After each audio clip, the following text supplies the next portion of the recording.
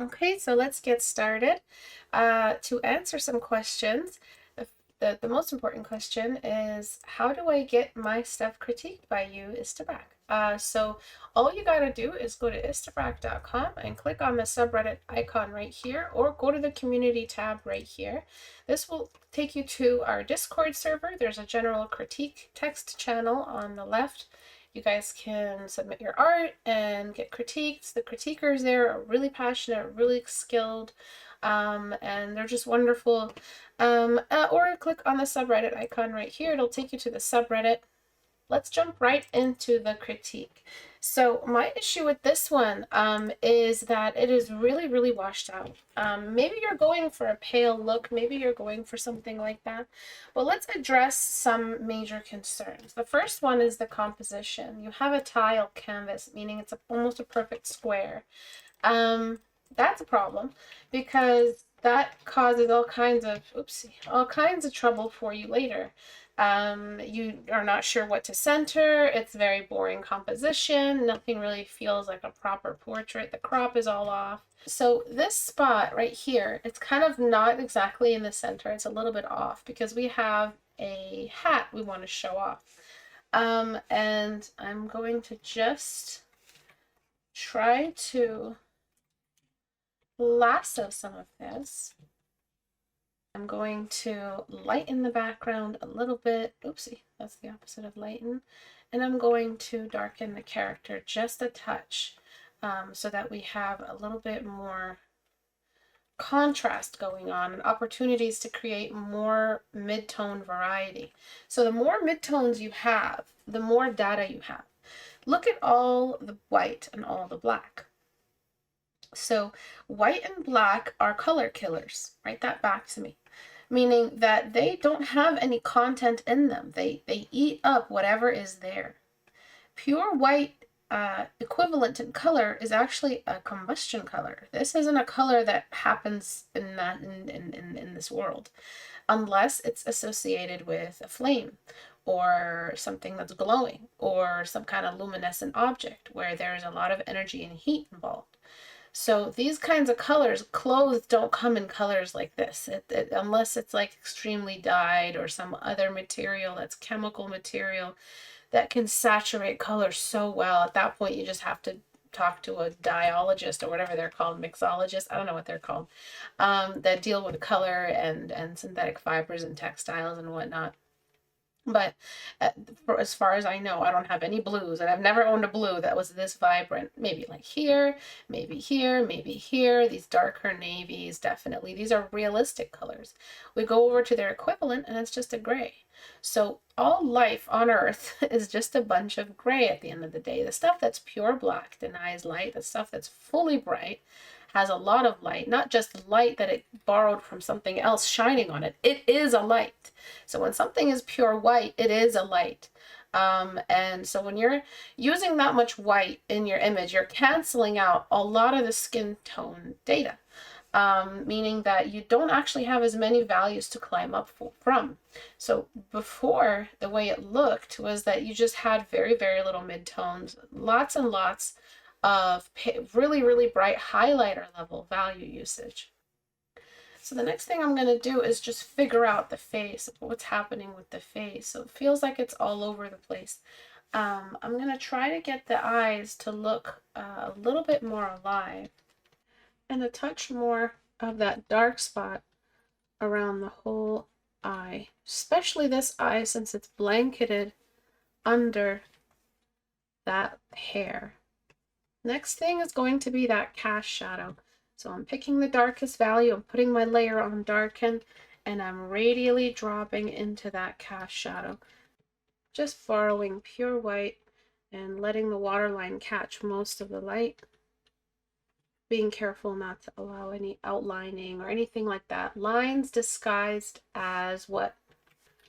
Right, so making sure that far eyelid slowly recedes into shadows. Same thing here. Shadows, exactly. A line disguised as a shadow, but it's just a line. So be aware of those. Where do we have actual edges, though? Wherever you put a line when you're sketching is where an edge goes. That's a good clue. It's not always a great clue, but it's a good clue for, you know, if you're just getting into it. So we would create a line around the face if we were sketching, right? So that's where we're putting a sharp edge. A line is what we used when we didn't understand edges back when we were learning, or just, you know, non-artists don't notice that there's no line in the real world. It's just where something ends, and that's it. And then finally, I'm going to add the areas of deepest dark, so the areas that reject all light. And those areas are really easy to add, actually. You just try to just burn them down to a black. Oop, that's way too much. These are the areas that no light can penetrate. So I'm going to make sure that they actually are restricted to those areas. I didn't let that black bleed into everything. Just like that. I'm duplicating again and just dropping, straight up dropping the value a little bit, and then lightening the background for that bit of contrast in her silhouette. So there's a really, really strong silhouette happening. And then of course, deleting once again for that cat shadow.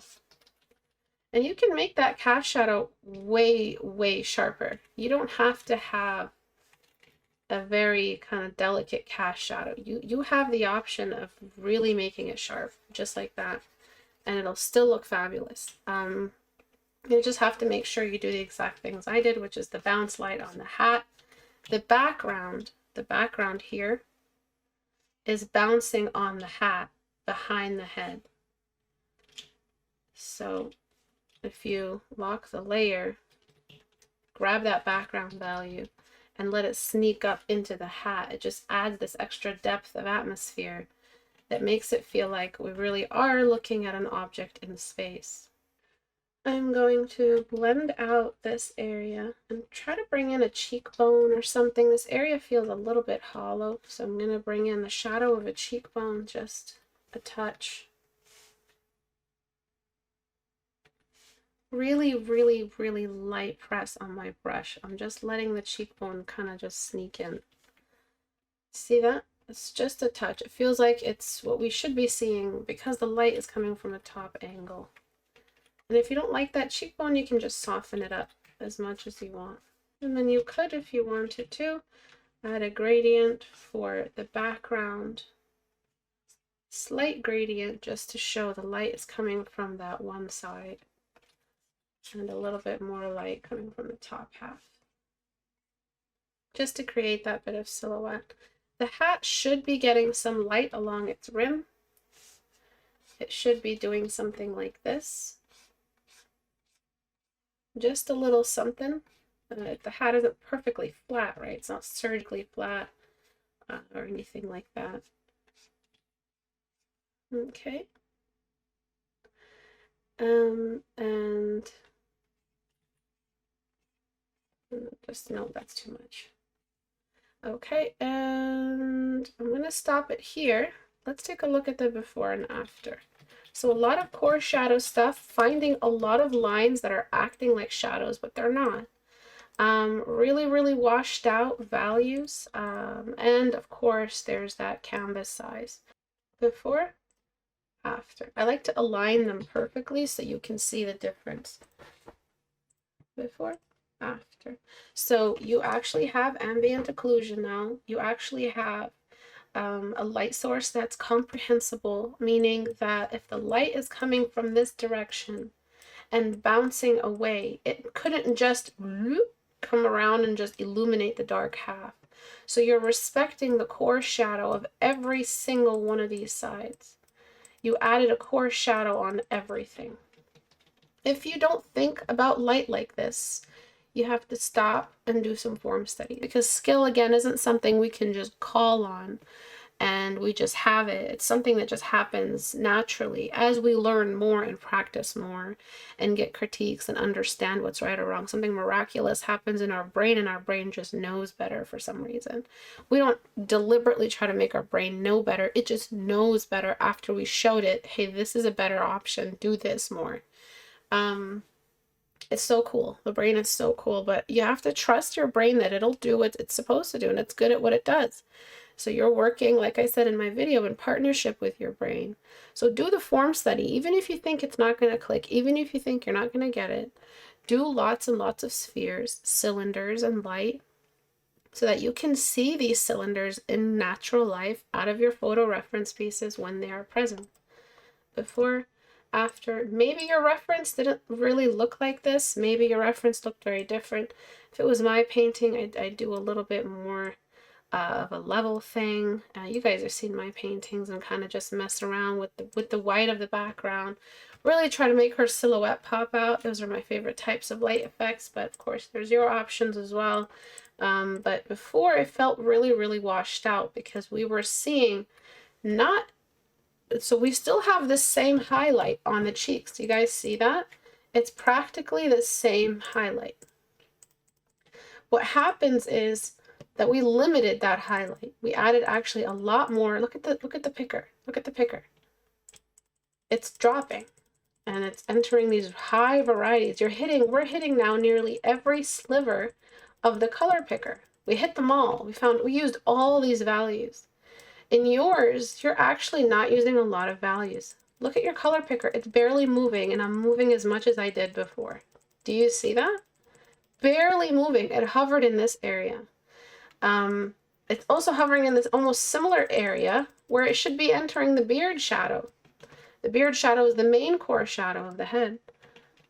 So this is what happens when a student works from reference with no form study knowledge. They use lines that they disguise as shadows because they don't know better yet. They don't know that a core shadow is like the meat of the drawing. That's the real deal. From there, I guess, you just have to believe the process. You just have to trust the process, do your form studies, and you will succeed in life. Anyway, thank you all for coming today. I really appreciate those who come out to the live streams. You guys make my day. If you want your work critiqued, please go to istebrak.com and click on the subreddit icon right here, this little robot guy. Click on him. You'll join the best community you've ever joined in your whole life, and it'll help you improve. Wow. And if you learned something today and you want to give back, all I ask for is just $1 a month. You get all of the full critique hours, so you get today's full class instead of the shortened version that I upload to YouTube. And you just you keep the community strong, you keep it running, and this community runs on my watchers, really, and all of my patrons. Thank you guys so much. And the community tab is where you can join the Discord server. We hang, we chill a lot, and the current mermaid challenge is running there. I'm doing my own mermaid as well, and my floral humanoid, I'm also doing one. But I'll see you guys in those two areas. Thank you everyone for joining today. I love you guys very much. Bye-bye.